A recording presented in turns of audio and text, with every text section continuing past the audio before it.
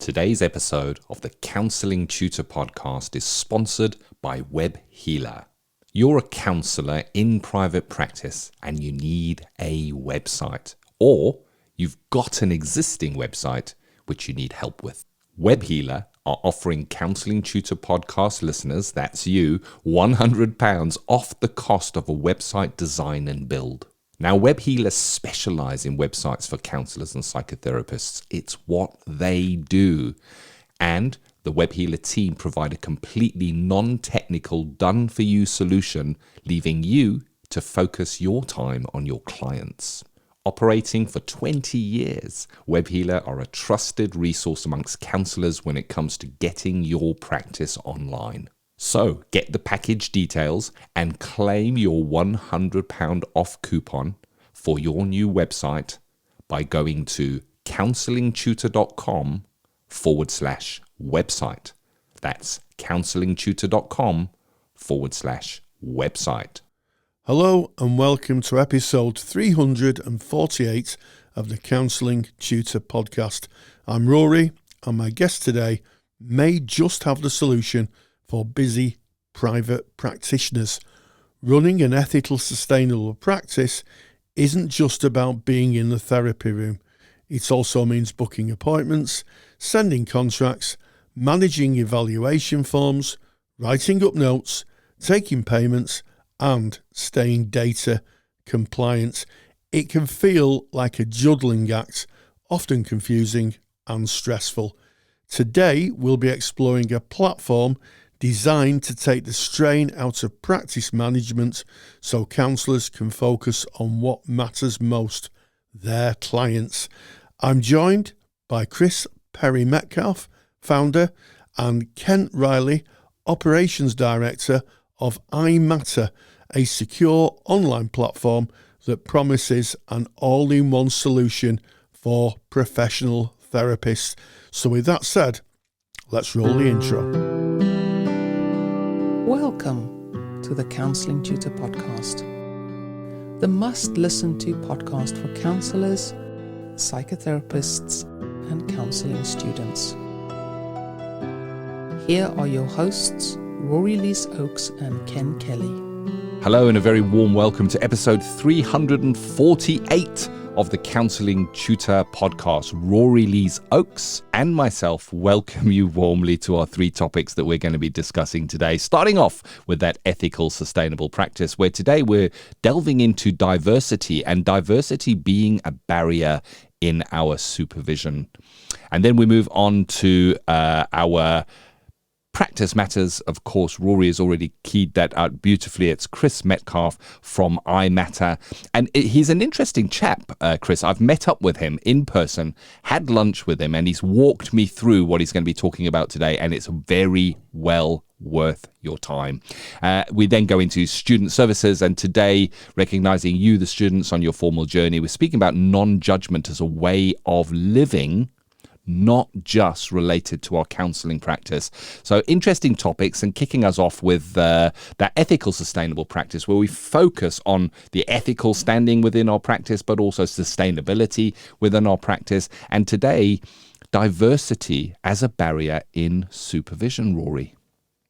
Yeah, I thought it would be an interesting topic to have a really honest and open conversation about, because I do wonder sometimes when diversity is mentioned in supervision, how well it's engaged. I'm sure there are people who do a brilliant job, and I'm not making any judgment, but to be able to really engage with diversity. So, a supervisee brings a client from a diverse background. What a supervisor has to hold on to, I think, is how much they are attuned to that person's frame of reference, the client's frame of reference, because we have to remember that the very first thing that happens in supervision when you bring a new client is that the supervisor says, "Who is this client? Tell me about this client." So the client lives in the supervision session. They're not forgotten. They're seen as a human being, a real person, not just a concept or a theory. And I sometimes think that the supervisor needs to have a really good handle on diversity in all its forms, but also has to be attuned to the supervisee's knowledge of diversity and shouldn't be afraid to challenge or to guide if the supervisee doesn't have a good understanding of the client's frame of reference. And I think it's an important subject, and it speaks to CPD. It speaks to CPD, and it speaks to being open-minded. You know, we live in a very diverse world now, and you know, in the best service of our clients as a supervisor through the supervisee, you know, we need to be very open to that. So if supervisors don't have a open mind, what could happen is that the supervisee doesn't get the best service, and that goes right down the food chain, if you like, to the client who is not well supported. Oh, so beautifully introduced, Rory. You're 100% right. And it's interesting. If I think back to my formal training, I remember covering barriers to communication in great depth as a counsellor. How do we remove those barriers to communication to the client that sits in front of us? But of course, this extends to supervision. And we need to be able to bring our clients freely and without, I guess, there being any form of bias in best service of that client and in best service of how we work with that client. So let's open up, as we do often, with kind of a definition. So the definition of supervision is it's a formal process designed to ensure safety, reflection, and accountability in our counselling practice. Yeah, we all sign up to that. We'll underline that. But when diversity, equality, and inclusion are not addressed, they can become barriers in the openness, trust, and growth in supervision. And just like a barrier in communication within a client-counselor relationship is going to affect how that client perceives and receives the care, it's the same with us in supervision. And I think one of the things, and I've got a couple of areas that we might focus on here. One of them is the power imbalance. You know, we're going into our supervisor, and it depends where you are in your journey, but if there is if we're looking at the authority figure within a supervisor, this can silence supervisees around identity issues. So it could be race, gender, sexuality, disability within a client, within them themselves as a practitioner, and it can be that with that power imbalance, that the supervisee is holding back part of that client. And of course, it would lead into bias and assumptions, so that not understanding and not doing the CPD can lead to bias and assumptions. And that can come from the supervisor if they're not informed. And of course, it's part of the supervisor's work to ensure that that is not affecting the client counselor relationship as well. So there's a lot to it. And I know you say CPD and we train to become supervisors, but it's like the learning never ends, Rory. It never does. And one of the things that is a great fear for supervisors, I don't know if it was the same in your practice, Ken, is hidden clients. Clients that a supervisee won't bring for fear of judgment or fear that the supervisor will not understand the client. And I think there's a good quote here from Buckard in 2009, and they found that all participating trainees indicated that to their satisfaction with supervisors increased following culturally responsive events. And the reasons for the increase in satisfaction were feeling invigorated, more comfortable, feeling valued, validated, and appreciating supervisor self-disclosure. You know, so a supervisor talking a little bit about themselves or their own experiences. And another observation by, I think it's Aisha Roach, said that those who found culturally unresponsive events in supervision led to decreased satisfaction. And what it boils down to is hidden clients. It boils down to supervisees either not bringing clients or not feeling that they have enough of an understanding, and this is especially pertinent to trainees or people right at the beginning of their career that may have not engaged with diverse communities or a specific part of diversity, that what could happen is that they just don't talk about them, or that the conversation isn't enriching and invigorating, and that feeds into their work with the client, who doesn't get the best service. So we're looking at it from two perspectives, I guess. So we're going to have supervisors listening to this right now, and counselors listening, and some students as well. And it's important at all levels that we kind of have a look at this.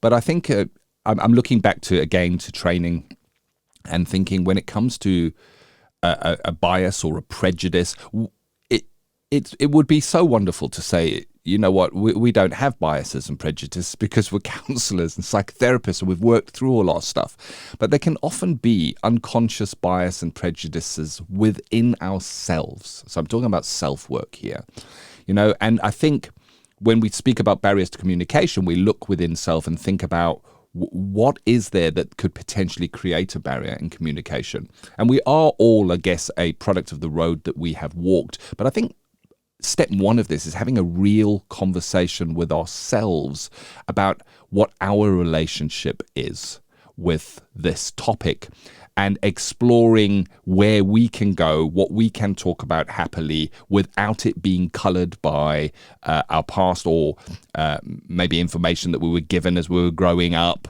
And I think starting with self is a great point of this, really understanding who I am. And it's a similar process with when training students. There might be, we might say to the students, have a real deep look at yourself and consider maybe areas that you wouldn't feel comfortable working with a client, and it might be a certain presentation that triggers something in the counsellor.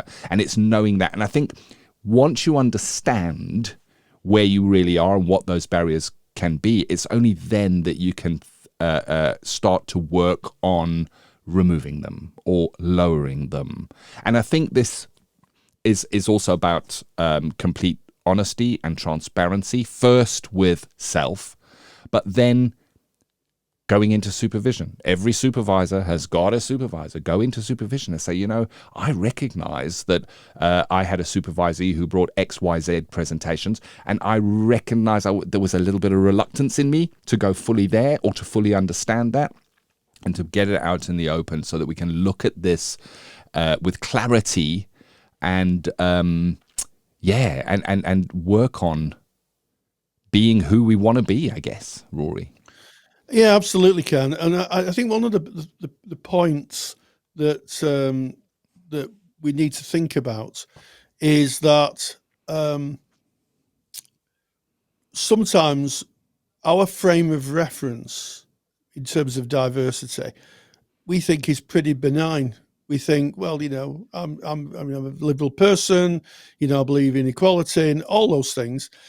Yet some of the things that we consider as norms may be something that is considered by someone from a diverse community as not their norm and completely baffling. I mean, a good example of that, I'll give a good example of it. Say, for instance, that every time you went out to eat, you had chicken and chips, and then you took someone out for chicken. I took you out for chicken and chips, and you may say, well, I'm a vegan. I don't eat meat. Our frame of reference to that might be, well, why don't you eat meat? Everybody eats meat. And that's the real standard thing. My auntie eats meat. We were brought up in meat eating, but not everybody eats meat. And sometimes the polite thing to do is to realise that not everybody thinks the way you do, and that can be sometimes quite hard for people to have to look at their own belief of what they believe to be true, and realise that there are many other truths that people have. And to try and understand them. So many. As you were saying that, I think that's a brilliant example using a vegan and meat eating. It reminds me of an episode of a program that aired in the UK some decades ago called The Royal Family. It was about a family that would just sit in their living room watching the television. And the young lad in the episode gets a girlfriend, and his girlfriend is a vegetarian. And the family's reaction to that is, oh, that's a real shame for her. Can't she eat meat? And he was saying, no, whether this is a choice, this is a choice that this person is having. And I remember the gran playing her part and obviously working from the script, saying, well, what happens if we cut her some ham really thinly? Can she have it then? And it just shows how misaligned they were from what was actually going on. And I guess for them to realign, there would need to be education. It comes back to what you were saying, Rory, of CPD is so important when we're talking about this topic. And what is going to build more on this is, Rory, you sent out our roving reporter, our correspondent on the ground, Sarah Henry. Give us a little bit of a taste of what we can expect. Well, Sarah is our racial diversity and training correspondent. I caught up with her and she had an interesting take on an area that may be a blind spot to a lot of therapists, and I caught up with her, and this is what she had to say. Hi, Sarah, and welcome back. It is good to be back. Now, Ken and myself have been speaking about diversity in supervision and talking about maybe some of those blind spots, those areas that are just out of awareness. And now, I'll give an example of that. Many years ago, I had a supervisor who talked about having an Oriental client, and I said, no, carpets are Oriental, ornaments are Oriental. I said, you might mean someone of Chinese heritage or wherever their heritage is. I said, but Oriental isn't quite the right word for that. And I had another supervisor who said they had an Afro-Caribbean client. And I said, let me stop you there. It's African-Caribbean. Afro is a hairstyle. And I think that sometimes when we talk about diversity, part of a supervisor's job, I think, is to get that attunement right in the supervisor's mind when they're working with clients. It speaks to respect. It really does speak to respect. And massively. I think consistently. What's your view on that? Well, that word you use there, attunement, for me is the vital point when it comes to diversity in the therapy room or in the supervision room. And it's attunement as opposed to competence, which gives the impression that it is a tick box, one-time consideration, and then you're good to go. To be attuned means that you're constantly refining that alignment with somebody else. And in the work that we do, that's another person's worldview. So to be able to remain attuned and to be flexible enough to adjust that attunement, which also comes with receiving feedback when things haven't quite gone the way you hoped, is vitally important. Yeah. So what you're saying is it's not a way of doing, it's a way of being. Being attuned, being respectful when it comes to race and culture or any other areas of diversity, we speak, is really important. And I know that we've had a conversation off air about something that is really making headlines at this point here in the UK, and that is the predominance of flags. I went to an appointment today, and I have to say that I've never seen as many Union flags, the Union Jack as it's sometimes incorrectly called, all over the street. I was in a supermarket car park and they're all over there. I have to say that about 50% of them are hung upside down. Not that I'm neurodivergent or anything, but it did. Pet peeve of yours. It did tick me off. And I got thinking to myself, people say, well, what's wrong with the flag? But, as we've talked, for some minority group clients, these symbols mean very different things. Absolutely. And I suppose for me, I'll be even more direct with the language. Is the flags are exclusively the St. George Cross and the Union flag. And for non-white clients, non-white people in the UK, those flags can have a variety of meanings.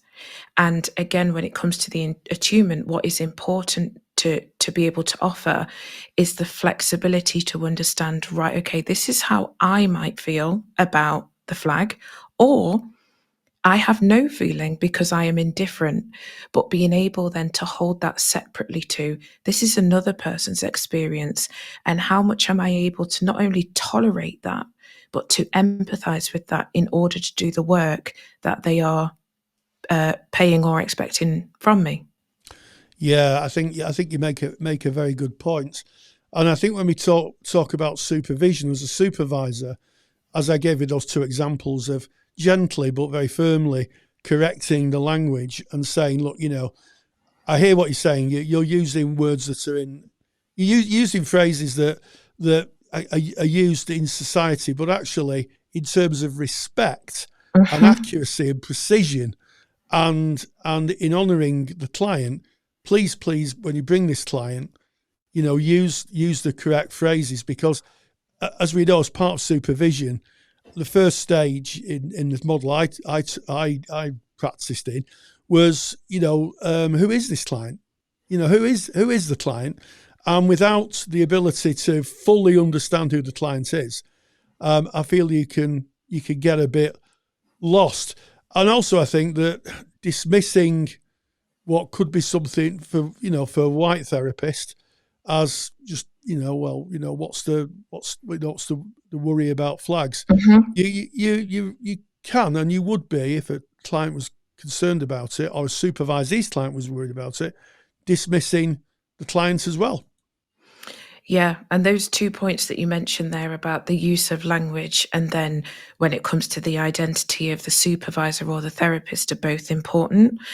I think in relation to language, what I would encourage all of the listeners, both supervisors, therapists, tutors, is to really think about when that language correction, when you bring that up, and if it is something that you yourself are owning as an invitation to explore the meaning behind what someone's saying and to offer your perspective, or if you're slipping into what is called virtue signaling.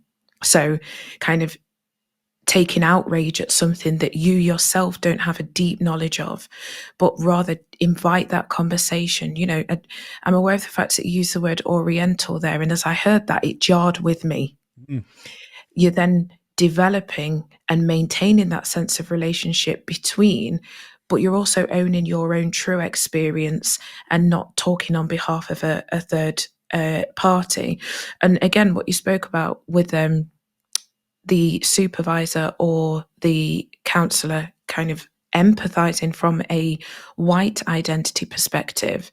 There's lots of historical work and research that's gone into showing that actually when it comes to white identity in itself, in the UK, it is far less developed than that of non-white groups, because there hasn't been the necessity for that development. So what may seem like an inconsequential symbol, the Union flag or the St. George's Cross, what is seen as an inconsequential from a white perspective, or is seen as a marker of patriotism as an English person, which of course is nationality and not race, then what can be missed is actually the deeper meaning, the cultural meaning that can exist for a non-white person whose racial identity is far more developed in that particular area. Yeah, and if you're listening and you might think, I'm not sure what to feel about this now. I'll give you my take. When Helen Sharman was the first British astronaut in space, I was mightily proud that she had the Union flag on her spacesuit. When I see athletes winning at sports, the Olympic Games, some of them who are black, I'm mightily proud that they're wearing a Union flag. I'm the first to sing Jerusalem at the last night of the proms. I don't particularly like the national anthem, but I like Jerusalem. And I think all those are kind of healthy expressions of kind of identity. But yeah, I can remember my father being mightily worried about people who, during the 70s, the National Frontiers, they were called, draping themselves in the Union flag. And he was concerned because he'd actually fought people, real Nazis, who did much the same thing, and he was worried that the flag was actually being stolen. Really. Yeah, and that's an incredibly important part of this narrative at the moment that I think is overlooked and missed. It's that The flag, if we were to consider it as an inanimate object, then yes, in its very most basic terms, it represents the flag of a country, and each individual country and the people therein are entitled to be proud of that. What we know and understand is that historically, the St. George's Cross or the Union flag has been hijacked by groups who have used it to symbolize hate. They have used it to threaten and incite terror on other groups. And in this instance, the other groups are people that look like me and people that don't look like you, Rory. So it's that understanding of, right, okay, I might not be historically educated on this, and I also might not have the identity that's developed enough to be able to like for like compare. As a supervisor and a therapist, it is our duty to our clients and the clients of our supervisees. It's our duty to do the work to understand and to step into their frame of reference and understand the nuanced experience based on how they perceive what for you as a listener might be an inconsequential flag that you yourself are proud of because of what it means to you. Yeah, beautifully said, beautifully framed, Sarah. And I think this can come up quite a lot. I spent some time in the north of Ireland in the 1980s and 1990s when things were difficult. Great people, everybody from either side of the cultures. I always treated with respect and great conversations. And I was over there selling things, and I met people of both communities. But there was a distinct kind of bordering off of areas. One area would have the tricolour, one area would have the Union flag. And it gave that sense, if I went into an area with a tricolour, I became slightly uneasy, which is a bit bizarre because I'm half Irish. I mean, I'm called Rory, for goodness sake. So the clue's in the name, isn't it? But it's that sense of just uneasiness. All of the time I was there, it was not a rational response, I have to say, because everybody treated me with respect. But however, that kind of feeling of unease is the kind of feeling of unease that people of other nationalities of the UK might actually feel. Absolutely that. And when you then kind of think about the intersect of a different racial identity, a different nationality, a different religion, when those cross over and the threat is actually on multiple dimensions, and the ability to kind of communicate and understand what the difficulty that other people are having with you is, it can become terrifying. And I think that's a really important part in these interracial interactions that are kind of on the news all the time. It's the breakdown between two people can actually be perceived as an enormous threat. And both sides need to find a way to be able to communicate. That doesn't happen if what we're doing is invalidating each other's experience. So when we're in that seat of facilitating on behalf of our clients, we're the space holders, right? We're the ones who are saying, you bring your difficulties and I will respect and empathize and honestly share with you my response in the hope that I can help you emotionally heal and grow in the way that you're expecting to. Yeah. I think that's a great point, and a great point to end it on. I think when we work as therapists, it's all about respecting people, trying to understand their frames of reference, even if they're very different to ours, and to listen to them and to become attuned. Just finally, Sarah, have you got any kind of observations for supervisors who may come across supervisees who kind of struggle in this area? Yes, the observation that I'd put out, and I'd liken it more than anything to my role as a tutor, is to be honest. To be honest with yourself when these difficult conversations approach, when you think, oh, they're getting into the area of race now, they're talking about having a black client. I'm not the person to be facilitating this because I don't have any knowledge of race or racism. I always argue back, if you were to be honest about this, then you do have experience of both race and racism. What you don't have is a lived experience aligned with the client. But that's not a requirement of empathic understanding. So honestly, own your experience, own your insecurity, own your panic, own your fear, because it's then that you can actually do something about it. Yeah, wise words, and I think one that every therapist and indeed supervisor should consider. So, Sarah Henry, our racial diversity and training correspondent, thanks for joining us, and back to you, Ken. So grateful to hear from Sarah. Always so insightful, informative. Thank you, Rory. Thank you, Sarah. And that was today's ethical, sustainable practice. And we now move right on to Practice Matters, where, Rory, you met up with Chris Metcalfe from iMatta. And I mentioned at the head that I've met up with iMatta before. I went through to their offices, and it's pretty impressive what they're doing. And this, I think, is going to be welcome information for so many counsellors and psychotherapists that post in our Facebook group asking the question, what can I use as like a tele software and note-keeping software to speak with my with my clients? Give us a bit of a taster of what we can expect from this, Rory. Yes, well, there's lots of platforms available where people can store notes. They can send emails. Basically, it's called practice management software. And I met up with Chris Metcalfe, who's the founder of iMatta, and Kent Riley, who's the operations manager. And we had a very interesting conversation about a platform they've designed especially for practitioners. It can be counselling practitioners, but it has a multitude of uses. I had a look at it. I got a 7-day free trial, as everybody can. And I was mighty impressed. And I was not only mighty impressed with the software itself, but I was really impressed with Chris and Riley. They're smashing fellas. And we had a good natter when we stopped rolling the recording.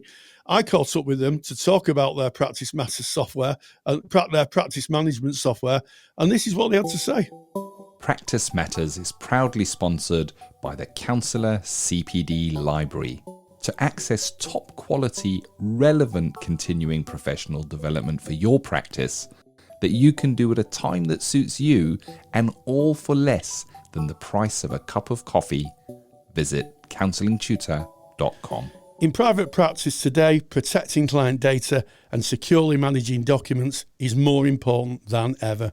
From storing notes to sharing contracts, evaluation tools like Core 10 or PHQ-9, scheduling appointments, working online via video, and even billing hours, practitioners need solutions that are both safe and seamless. That's why I'm delighted to be joined by the founder and operation manager and of an innovative new platform designed to do just that. So a big welcome to Chris Metcalfe, the founder of iMatta, and Kent Riley, the operations manager, who are going to discuss how their platform is helping therapists work more efficiently while maintaining client information securely. So Chris and Ken, you're so welcome. Thank you, Rory. I appreciate that. Thank you very much, mate. So what's the history of iMatta? I'll try and keep this short and sweet because it's got a long history about how it became in existence. So, bit of background to us: we've always had property businesses, and our property business in particular was providing accommodation to ex-service personnel and emergency service personnel. And at the time, quite naively, Rory, we felt that just by providing them with a really good quality home in a leafy suburb of Manchester or Cheshire would solve their problems. And it became apparent quite quickly that that wasn't the case, that these individuals needed some further support. So as part of that process, we opened a residential treatment facility, which I'm sat in at the minute, which was to support them individuals who were transitioning from military life to civilian life. And we're delivering support to around 200 or 300 people per year. And that consisted of a variety of different types of support. So whether it be for anxiety, gambling addiction, alcohol addiction, stress, bipolar, a variety of different mental health issues, and hopefully transition them into sustainable accommodation that they could sustain for the future. And as part of that process, we developed a team of therapists, psychologists, psychotherapists, to work with on delivering this type of support to our cohort. And what we found was that the demand for our services outside of the people that we were providing houses for was really starting to grow and compound.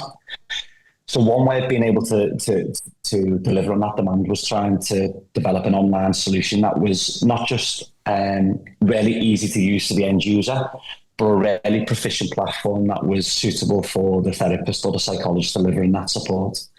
So what we wanted to do is allow them therapists to be able to deliver treatment online in a way that allowed them to focus on the treatment side of things and not having to focus on where am I going to store my notes, where am I going to ensure that I'm GDPR compliant, how do I send appointment reminders, because as you know yourself, sometimes there's so many distractions and things that you've got to cover from a governance compliance perspective that it takes a focus on what you guys are best at doing, which is delivering therapy and supporting these individuals. And that was where iMatta was born, essentially. Yeah, I mean, that's a great origin story, isn't it? And it sounds like it was developed, as a service to those people that you were helping, and in service to those therapists and support personnel who were doing the helping. And I have to say, I've had a look at the platform because there is a 7-day free access to it, which I'll come back to later on in the conversation. And I was mightily impressed. I'd seen a lot of platforms, and I switched it on, and I thought, good grief, this is incredibly comprehensive. So what challenges do you think that the iMatta platform solves for therapists who may be looking for an all-in-one platform? Again, Rory, as part of the process in developing the platform, we've developed a working group of therapists and also end users as well. So we're constantly iterating the platform and getting feedback, both from a therapy perspective, but also an end user perspective on what improvements we can make. And a lot of that was just about making it as simple and as easy to use for both parties. One of the biggest challenges that we've seen during COVID was therapists who were having to use platforms like Zoom and Teams, and the complexity around having to get the patient or the third party to download such platforms. So I think one of the biggest things that we've developed over the last couple of years is a solution that when you send an appointment reminder out, it's one click onto that video call. And from the therapist perspective, not only can you see your clients and speak to your clients as we are today on Zoom, but you've also got the ability to be able to write your notes up during that call in a safe, secure way. You've got the ability to send questionnaires during the call. So all of your standardized questionnaires, any additional questionnaires that a therapist would like to add, you've got the ability to upload them onto the platform and send automatically. You've got the ability to review all your previous data. As I said, send appointment reminders, questionnaires. There's a whole host of features on there that we believe, and also our therapists believe, make treatment and therapy much easier and allowing you to focus on what you guys do best, which is the therapy side of things. Yeah, I like the idea that it was developed by therapists. I think the idea that you've got a cohort of people and asked them what they needed and built what they needed, as opposed to, I think, a lot of platforms that just build something and say, if we build it, they will come, as opposed to the opposite of what is it you want and we'll make it for you. And I have to say, having looked at the platform, it's incredibly intuitive. What really blew me away was just how easy it was to use. The learning curve for me, and might surprise the listener here, I'm not a particular techie person. I use technology, but I'm not particularly techie. And when I went in, I just found the learning curve was not that high, and it was just so easy to use. It was almost like someone had sat there and said, well, they'll need this and therapists will need that. And it was ordered in a way that made absolute total sense to me. So I think I'll give you a thumbs up for that, because I've seen a lot of platforms which you needed a degree in astrophysics to navigate, to be honest. I appreciate that, and that's testament to the working group that we developed that's able to iterate and work with our team of CTOs and coders on developing them features. And one of the big things from our perspective, Rory, was we didn't want to just deliver a platform that was out there in the domain and for people to use. We wanted to try and build that community. So one of the things that Kent's been working on more recently is how do we develop this community of therapists. And we've spoken to a lot of therapists who qualify as a therapist, and they're also almost left to their own devices on how do I go and find clients, how do I speak to other therapists about referring to different parties, and it's also almost a minefield. And I think that's where Counselling Tutor Podcast has come in so helpful for a lot of the therapists that we speak to about building that community, feeling part of something, and not just being a therapist in isolation. And we don't want to just be an online platform. We want to try and build this community, do live events, and feel for them recently qualified therapists that they're part of something wider than just a piece of technology. Yeah, I can see Kent nodding his head at that. Kent, you're in total agreement with that, are you? Yeah, I mean, one of the things that I was always really keen to feel iMatta was that kind of, a hub for therapists, and then obviously from the kind of the end user, the support side, is this place that people can come to, obviously from a therapist point of view, to streamline, their work basically, and ensure that, like Chris has said, and I don't want to kind of be too repetitive, but just allow them to kind of do what they do best, really, so to speak. But I think as well, the whole feel for iMatta for me is that community sense of like a place where people can go, whether it be, therapists or as the end user, to actually kind of, feel like they're a better version of themselves, essentially. But I think what Chris had said as well with the community hub, one of the things we wanted was that kind of engagement between the therapists. We know that obviously there's always new things coming out within the practitioner field, whether it be on ethics or compliance and whatever, and just to be able to have that kind of engagement and conversation between each other, we think is really, really valuable. Yeah, absolutely. And, this is an ethos that we adapt in Counselling Tutor. When we do courses, we encourage people to give us feedback, and it's their feedback that allow us to develop or alter or, update the trainings so that they are more in line with what they're experiencing or what they're asking for. One of the things I thought that was very helpful was the training and support, because even for someone who's au fait with technology, they may need some support or training on the platform, and there is quite an extensive training piece in there, isn't there, Chris? Yeah, that's it, and that comes back to, again, listening to the therapist and understanding what they want. And I think we've quite quickly evolved into more online treatment. I don't know what you see from your listeners, Rory, and what feedback you get, but I think we've moved quite quickly to a lot more therapists delivering online treatment than probably what we've seen pre-COVID. So allowing us to support them in that evolvement of technology and equip them with the skill set to be able to continue doing that and grow their practice is crucial for us, because it's okay delivering a platform out there, but if no one's using it or seeing therapists, then it's pointless. So we wanted that more holistic perspective of going, look, here's the technology to be able to facilitate that treatment, but how are we going to be able to support you with being able to find new clients, market yourself, promote yourself, find your niche, find where you belong. They're all important factors to us, especially with the introduction of AI and different types of technology. We want to keep that therapist at the heart of what we do and keep learning from them, essentially. Yeah, absolutely. And I think that it's clear to me that you're listening to the users, and acting on what the users are asking for. And I always think that's a very healthy dynamic, as opposed to, the old idea of build it and they'll come. Ask them what they want, and they may decide to use it. Is I think is always useful. And also, building the practice.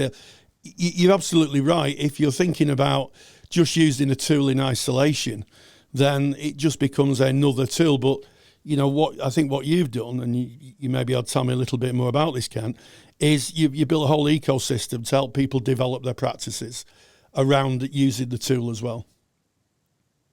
Yeah, sorry to cut in, Ken. Yeah. That's exactly it, Rory. And we've seen this within other sectors as well, the personal training sector, and that industry in itself has had the same issue where people have moved away from that in-person training as a personal trainer to more online. And you had a lot of personal trainers who would qualify, get the certificate and think, right, job done. All these clients are going to start queuing up at the door to come and see me. And that wasn't the case. And I think it becomes even more challenging when you're delivering online treatments, because how do people find you? How do you market yourself? How do you promote yourself? How do you retain clients? How do you keep up to date with the latest iterations on ethics and compliance and governance? And we want to be that safe space for therapists where they can come to, they feel part of the community. They know that we're looking after the governance compliance from an online therapy perspective. They know the notes and the data is stored in a compliant way, in a GDPR compliant way. So look, you guys focus on what you do best, which is supporting people and delivering that therapy. We'll look after everything else and be part of this iMatta community. Yeah, absolutely. And I think that's, you know, anything that distracts the therapist from doing their core work is a distraction and isn't in service of the client. And, you know, you touched on the data security piece. You know, it is a very secure platform. I happen to be the data controller for Counselling Tutor and another business, so that's a kind of special interest of mine. And I had a good look at it, and the data is securely stored, and I think that gives a lot of confidence to therapists. And I think it also gives them peace of mind, because it's one of the great fears I think therapists have. What happens if my data's leaked? What happens if I'm doxed? What happens if client information gets out? And for some, it's a very, very big worry. I know people have got secure pen drives, locked in safes, locked inside a locked room with a guard on the door. Oh, I might be going a bit too far there. But it is something that therapists really worry about. Yeah, and I think when you qualify as a therapist, it's not something that you automatically think of. It's only when you start practicing you actually, this is an issue that I need to resolve and trying to find a solution for. So one of the big things was leave that responsibility with us, and we'll ensure that all of your data and any notes are secure and are fully compliant. Yeah, I mean that's a big weight. I think that's a big weight off therapists' minds, you know. And when I have a conversation with therapists, usually it doesn't fail to include the data protection and the security piece, because it's since 2018 when GDPR came into the UK, and now of course I think we have got UK GDPR, which is an iteration since Brexit. It's something that therapists are, you know, it's part of their portfolio now. One of the things that interests me, and you know, for anybody who's in private practice effectively runs a business, what analytics does the platform supply? Can you get any information about, you know, how many hours you've logged or how many forms you've sent out? Any useful information that might be able to build into a therapist's business plan? Absolutely, yes. So one of the main clients that we had when we were originally delivering treatment, and I mean, as a platform, we deliver around 3,000 sessions per month at the minute. And one of the bigger clients we had for our own private practicing therapists on the platform was gambling operators who were paying for us to support their individuals who had problematic gambling problems. And what they were really interested in is that data, and how that data can equip them for prevention and education tools moving forward. Because a lot of people were being treated for problematic gambling, but none of that data was being made available for them, so that they could create prevention, education tools and learn from that data moving forward as an industry. So one of the big factors is when all of them questionnaires go out, it's automatically logged in the back end of the platform that you as a therapist have access to. So you can see number of hours of therapy delivered, treatment outcomes, automated questionnaires on a pre-treatment questionnaire, post-treatment questionnaire, average number of sessions it takes for someone to develop good outcomes. There's a whole host of different data points there that you can utilize as a therapist to market yourself, to market your practice. And I think that's been a really valuable tool. Do you agree, Kent? From Absolutely. Being able to use that data to promote the work that they do and the outcomes that they're achieving. Yeah, I think, like Chris said, I think because it is so comprehensive in terms of what can be looked at and what can be kind of studied, if you like, from a therapist point of view. I think it is kind of a real driver towards how you kind of like again, I don't want to sound like an echo, but like I said about how you marketing yourself and where you want to position yourself and how you kind of progress, how you kind of grow as a business, really. Because I think one of the things that we were really keen on seeing is what data is kind of valuable for the therapist, what's going to actually be useful for them in terms of how they do that, in terms of how they grow and what they need to do. Essentially, is there anything they can kind of use from that data to support kind of their presentation of themselves as a private practice? And there's loads there. There's absolutely loads, like Chris said. Yeah. On that point, Kent, I think as well, it's also useful for the individual to see some of that data as well. Yeah, on the journey that they've been on. How the therapist has changed their outcomes. So whether it's a questionnaire that they're submitting pre-treatment and post-treatment, to see that journey that they've been on through therapy and the outcomes and the change, I think is really valuable to see where their money's being spent and the impact that the therapy is having on them. On them, yeah. Yeah, as I say, it's a very impressive package, which kind of brings me to my last question. You know, what's the feedback been like for people who use it? What have the people who are using it saying about it? So I think the biggest piece of feedback we've got is the ease of use. And I think that's something that we've always focused on, is we want this platform to be really easy to use from not just a therapist perspective, but also an end user perspective. So the feedback from both therapists and end users is, look, the platform's really easy to use, really easy to navigate. And we do have a variety of different therapists using it for different things. So some of our therapists don't use it necessarily for just online treatment. Some of them are doing a lot of in-person treatment, but using the platform for everything else, supplying data storage, note storage, appointment reminders, questionnaires, invoicing, a whole host of different things outside of the online platform. And look, this is an ever-evolving platform. This isn't something that's going to stay static. We're going to keep receiving feedback from our clinicians and continue to iterate the platform with our team as CTOs, so it evolves with the requirements of the therapists as we progress. And I think one of the big focuses over the next 12 to 18 months is your side of things, Kent, with that community, trying to put some in-person events on, working with organisations like Counselling Tutor and Counselling Tutor Podcast to get the platform out there for more people and really build a community that can support each other. I mean, one of the other big bits of feedback as well that we've seen is the price. The pricing of iMatta, because I think when you look at what we know people, you know, in terms of competitors using for, you know, online video stuff or, you know, note taking, you're jumping between 1, 2, 3, sometimes 4 different costs for managing your practice. So being able to kind of offer it at a price that is really competitive and know that obviously it's not just doing, you know, all them jobs, but it's doing it comprehensively is what we've seen is one of the big sells for you know, anyone who's come onto the platform, because it's streamlining their costs as well. Yeah, well, if you'd like to explore iMatta, a secure platform built for private practice, whether online or whether in the room, you can try it free for 7 days. If you visit counsellingtutor.com, click on the podcast tab, locate episode 347, you will find a link to go straight to iMatta, and you can take that 7-day free trial up and have a look for yourself. And I think I have to say, this isn't a sponsored video. This is a video of meeting an organisation that's provided what I think is a really comprehensive support package for therapists. So it just remains for me to say, Chris Metcalfe and Kent Riley, thank you for joining us.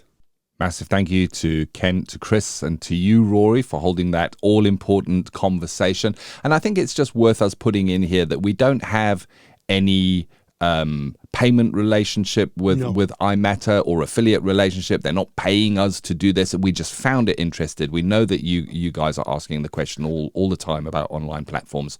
So Rory reached out and held that interview for you. And that is today's Practice Matters. And now we move into Student Services. Student Services is sponsored by Counselling Skills Academy. Can't tell you how many times Rory and I have heard counselling students say that learning skills and knowing that they're using them effectively is really, really challenging. The reason for this is because we don't get to see another counsellor using skills in a real live session. In reality, this means that we're asked to learn something that we can never see demonstrated in a real setting. And it's no wonder that many of us are left feeling unsure. If you want to see counselling skills used in real sessions by qualified therapists, so this is real sessions, real presentations, and real use of skills, then go to counselingskillsacademy.com. There's some free videos on skills, including a full live session that you can have a look at. Gain the competence and the confidence of knowing you're using your counselling skills effectively. Just visit counselingskillsacademy.com. And today in Student Services, we're talking about non-judgement as a way of living or a way of being, not just in counselling. Interesting take on this evergreen topic, Rory. Yeah, it's an interesting one, isn't it? And I remember from my early training, I had a copy, and it was a novel, like a novel you buy when you go on holiday. It was that size, called Person-Centered Counselling in Action. It's now Person-Centered Counselling in Action. It's now quite a big book, but this one was like a novel. And I remember, earnestly going through it as a student and soaking in all the information. One of the things that was in that particular edition was the person who was writing said that the therapist may very well take on or start to adopt a non-judgmental attitude, not only in their counselling rooms, but also in their way of life. It's expected that when you're working in practice, that you have a non-judgmental attitude. But what can happen is that can flow into your life. And I'll tell you a little bit about my experience. If myself and Mrs. Counselling Tutor are having a conversation about somebody, I'll always look at it through a kind of therapy lens more than often. There are times when, I have judgment like anybody else. And it infuriates her because she said, you always look through that lens. And I say to her, I say, well, it's just how I am now. It's just the way I am. If somebody's getting upset or having an argument, or he's just having a bad day, and I come across them, my first instinct is to say, what happened to them? What's going on for that person? My therapy brain kicks in kind of first. And then, of course, I have to make an assessment. And this is the difference between judgment and assessment, where an assessment is, is my proximity to this person going to cause me damage? And what am I going to do about it? So an example to that would be you're walking down the road and there's somebody who's obviously very unwell, having a very bad day, is shouting and jumping around. We see it often, certainly in big cities. And they approach you and they start engaging you, and part of me would think, oh, they're having a really difficult time, and I wonder what informed that.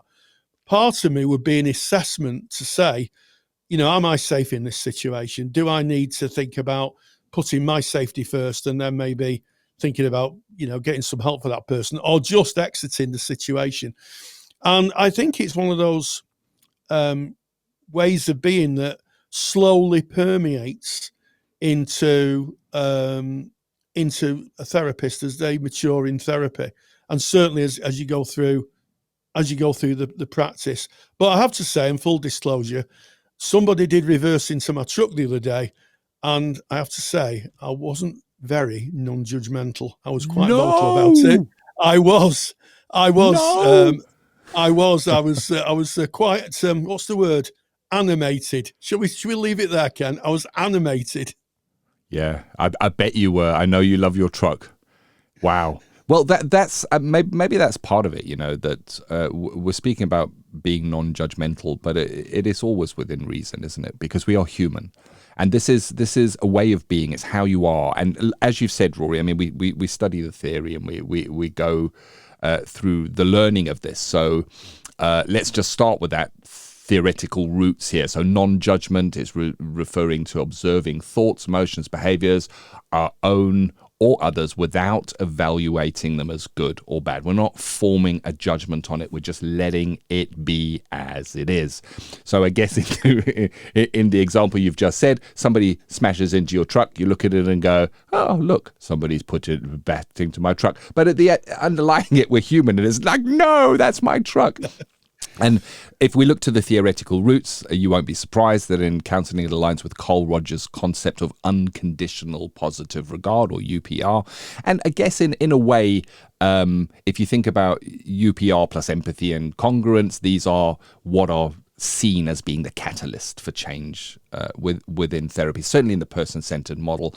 But it's like you say, it's very difficult to read a textbook about not being judgmental and then going, aha, I see. So it's non-judgmental there must be. Right, got it. Close the book, moving on. What's the next theory I need to learn?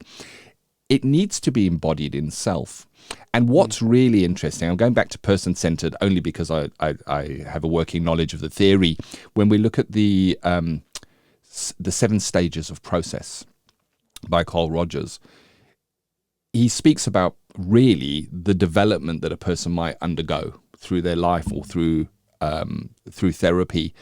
And we need to personally develop, and this is what the kind of theory shows, we need to personally develop within ourselves to adapt a more non-judgmental attitude. So the work lies in self-work. And that's tough. That really is tough. And it doesn't just apply, and I think this is a really important part of this. When we're speaking about being non-judgmental or trying to embody that non-judgmental way of being, it's not just to others. So it's not just to the person, Rory, who backed into your truck. It's also, and maybe firstly, to self. Do we judge ourselves? Do we have the criticizing voice? So your criticizing voice might say, Rory, I shouldn't have acted that way when the person drove into my car. I'm sure it doesn't say that, but it could say, it's, do we look at how we interact with life without having a running commentary on what we're doing well and what we're not doing well? So it does matter beyond the therapy room because it's us, it's our development and how we are. And it has psychological benefits. It reduces stress and anxiety. It really does. If you're able to just let things go, let things play out as they really are, it can reduce stress and anxiety because you don't feel that you have an investment into controlling an outcome and how they should be and how it should be and why it should be that way. You're just watching it play out in the same way as you might watch a film. You're going to just see it play out. It's going to play out as it's going to play out. It's that person. We don't have control over other people and what they do. They do what they do.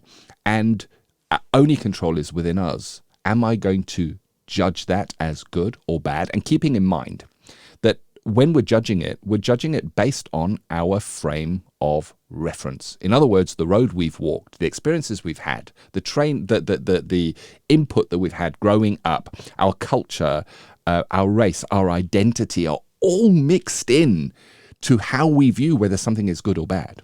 And I think Carl Sagan did what is called the pale blue dot.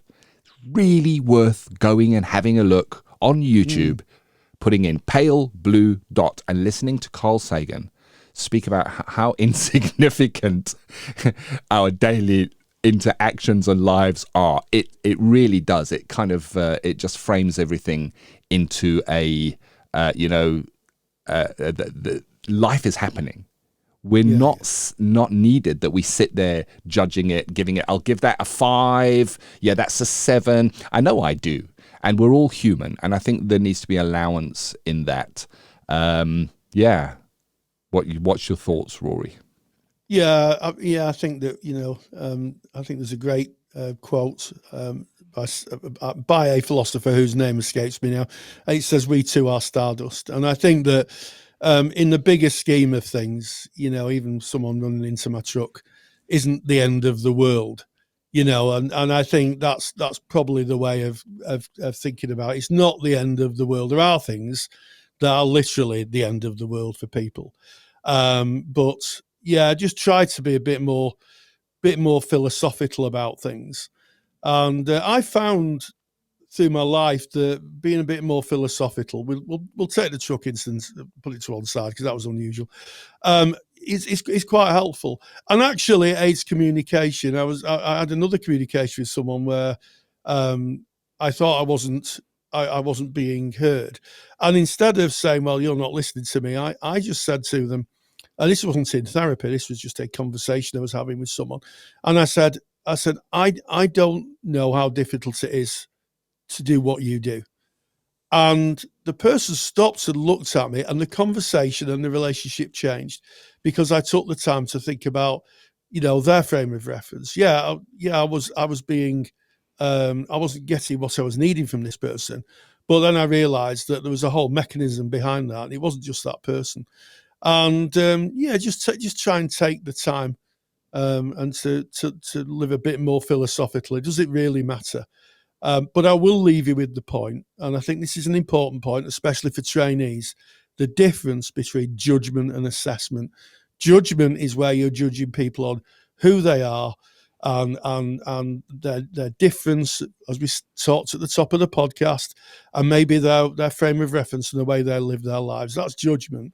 Assessment is where you're making an assessment on things that may be life-altering for your life or for theirs. So an example of that is if a client said they were actively in the process of taking their own life, the assessment would be, maybe we need to think about how we can help this person. That's not a judgment, it's an assessment. And I think that's something that we need to delineate and make a really clear lining.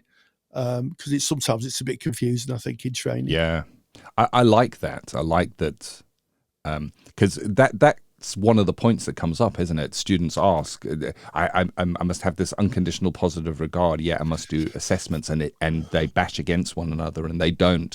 So when we're speaking about the judgment, we need to look at where the judgment comes from, and it comes from inside us. It comes from who we are, our experiences, our frame of reference, and it is directed towards another. If we're talking about an assessment, it is mapped to something. It's mapped to research or a framework or an understanding. So if I was to do an assessment of X person and you, Rory, was to do an assessment of X person, we should come up with the right with the similar kind of answers, because we're mapping to a framework. And if you think about when you hand in, as a student, you hand in your assignment, the tutor's not judging whether it's good enough or not. They are working to a set of criteria, and that is assessment. That is an assessment procedure. And I think what we can maybe end this on is some tips that you can use. And one of them is mindfulness and awareness. It's a great starting point. Notice judgments as they arise. As you shared with your truck, Rory, and I'm glad you did, I find myself holding judgments within a day. Now, if they go by and I don't see them and I don't catch them, I've missed an opportunity. If I'm so caught in the narrative, then I'm missing an opportunity for personal development. When it's within an interaction, maybe an interaction with another person, or maybe even in therapy, we can have curiosity instead of criticism. So instead of, well, that's a bad choice, we might ask, what led the person to do that? Keeping in mind that they are also, everybody is just their own frame of reference and the road that they have walked and the experiences they have had in how they're acting out, of course, unless we're talking about mental instability or illness. And a language shift is really, really useful, where we use an I statement. And so, for example, I notice X rather than you always do Y. As soon as we take the I statement, we make it from our frame of reference, where we're able to, with the work and the personal development, keep that judgment in check where it belongs. And of course, we all have an ego, and it's gonna show itself because we are human. And then self-compassion breaks. If you catch yourself judging your own mistakes, your slip-ups, or the emotion, I shouldn't be feeling like this, pause and say, you know what, it's no big deal. I'm just human. It's okay. And be kind and empathic to self.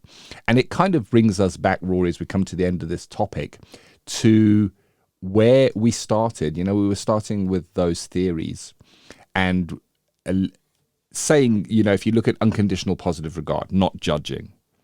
Well, how is that done? Well, that's why it's coupled up with empathy, because empathy is not looking at how I think it looks. It's trying to see it from the other person's perspective.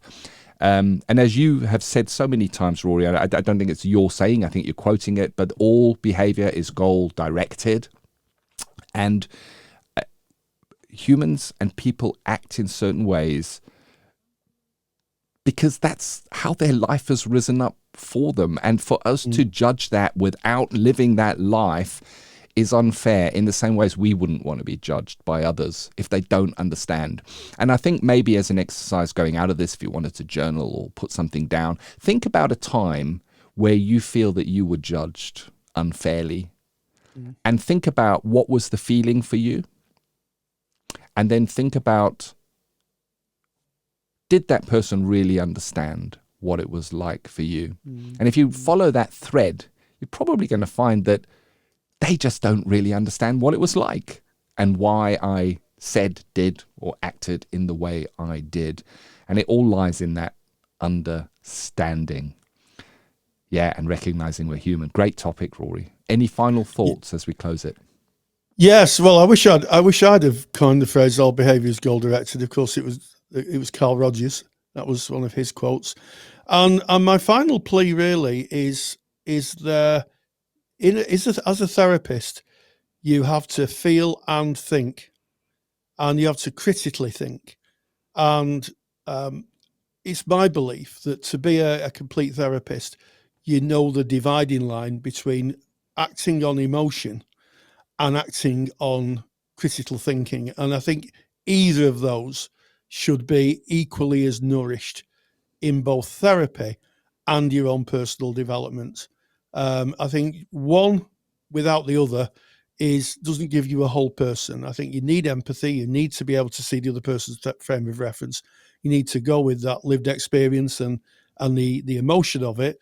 But also you need to exercise critical thinking. You need to think about the assessment of a situation and what guides your next action. And I think if you have both of those in harmony, you're going to have a happy life. And I have to say, before we end this piece, the first thing I said to the person who hit my car was, "Are you all right?" And after they said yes, then I became a little more judgmental. I'll leave it there, Ken. You're only human, Rory, and it's fully understandable. Thank you for bringing this wonderful topic. I hope that serves many students. The summary definition, non-judgement, is observing without evaluating. Why it matters. It's mental well-being for you, for the people that you interact with, and emotional regulation, not allowing our thoughts and to just hijack us and take us along. In everyday practice, what can we do? We can meditate, we can exercise mindfulness, curiosity, and separating behavior from the person, seeing the person as wonderful, even if we disagree with the fact that they hit the truck. Oh, sorry. couldn't resist popping that in, Rory. And the impact, the impact is it transforms how we relate to ourselves. Firstly, that's really important. And then, of course, to others. And this is not just something we do in the counselling room. It can serve us so beautifully in our life. And it just radiates a non-judgmental attitude, radiates a way of being that just makes the world a better place to live in. Thank you for that, Rory. And I now have to say this has been episode 348 of the Counselling Tutor Podcast. Yes, we started off with ethical and sustainable practice, and we talked about diversity as a barrier in supervision. One of those things that, we look at certainly in the supervision course that we run. And also I'd like to thank our correspondent on racial diversity and training, Sarah Henry, who gave us a wonderful insight into how we may see everyday events through a different lens. In Practice Matters, we had an interview with Chris Metcalfe and Kent Riley, who are the founder and operations manager of iMatta. A very important interview, and one I think that people should listen to, and maybe click the link and have a try at that software, because I was mightily impressed, and it really would help. I think it would really help people to manage their practices maybe a little bit more effectively. And in student services, we talked about non-judgmental as a way of living, not just in counselling. And we looked at the difference between judgment and assessment. I'd like to thank everybody for their likes, their subscriptions and their shares. And until the next time, stay grounded and stay safe. Take the stress out of your counselling studies and get the support of Rory and I by joining us in the Counselling Study Resource. Counselling Study Resource, or CSR for short, is the world's most comprehensive assignment guidance and study support resource for students just like you of counselling and psychotherapy. See how Counselling Study Resource can help you. Visit counsellingtutor.com. That's counsellingtutor.com. Thank you for listening to the Counselling Tutor Podcast. Find the show notes for this episode by visiting counsellingtutor.com.